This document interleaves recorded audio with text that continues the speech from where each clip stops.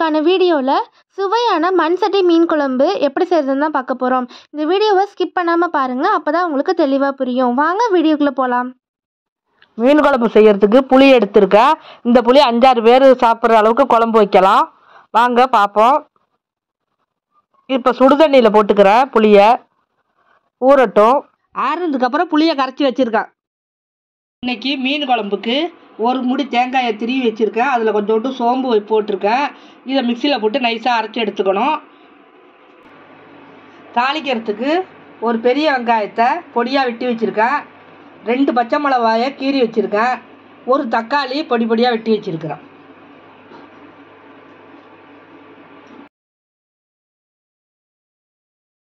ஒரு ஓட்டு ஓட்டிக்கிட்டு கொஞ்சோண்டு தண்ணி ஊற்றி அரைக்கிறேன். தேங்காயை நைஸாக தேங்காய் அரைச்சாச்சு.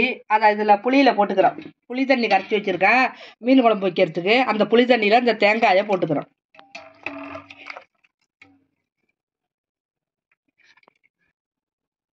கொஞ்சோண்டு மஞ்சத்தூள் போட்டுக்கிறோம்.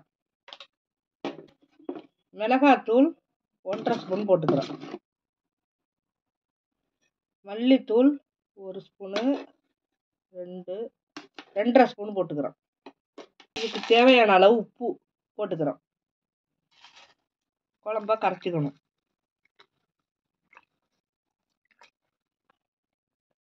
மீன் குழம்பு தாளிக்கிறதுக்கு கொஞ்சோண்டு சோம்பு எடுத்துக்கிறேன். கொஞ்சோண்டு ஜீரகம் எடுத்துக்கிறேன். கொஞ்சோண்டு உளுந்தம்பருப்பு எடுத்துக்கிறேன். கொஞ்சோண்டு வெந்தயம் எடுத்துக்கிறேன். கொஞ்சோண்டு கடுகு எடுத்துக்கிறேன். எல்லாத்தையும் எடுத்து ஒன்றா வச்சுருக்கேன்.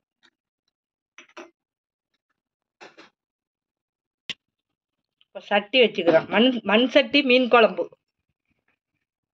எண்ணெய் ஊற்றிக்கிறேன் தாளிக்கிறதுக்கு.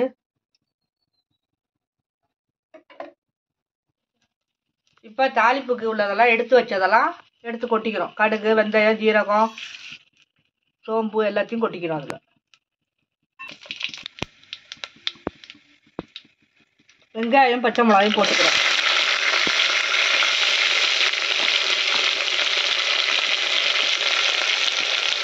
போட்டு வதக்கிக்கிறோம்.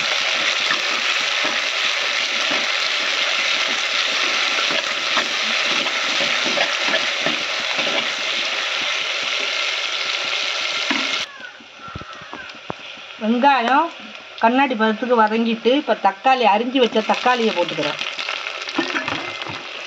அதையும் போட்டு வதக்கிக்கணும் நல்லா.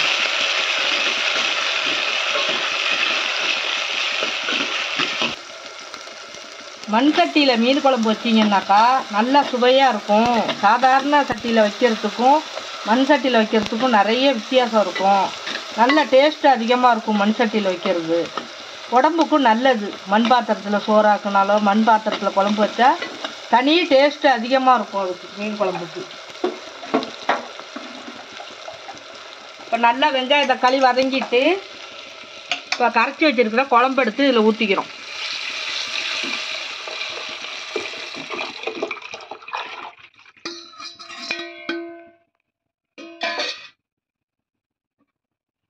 மூடி நல்லா கொதிக்கட்டும் குழம்பு. மண் சட்டி மீன் குழம்புக்கு மீனை கழுவி சுத்தம் பண்ணி வச்சுருக்கோம்.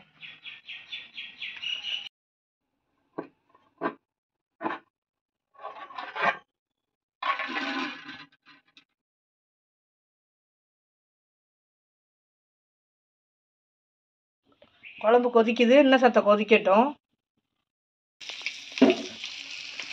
குழம்பு நல்லா கொதிக்குது. இந்த நேரத்தில் நம்ம மீனை சேர்த்துக்கலாம்.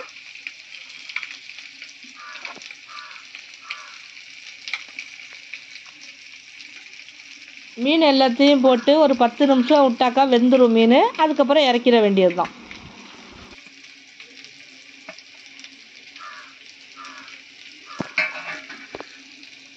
சுவையான மண் சட்டி மீன் குழம்பு ரெடி.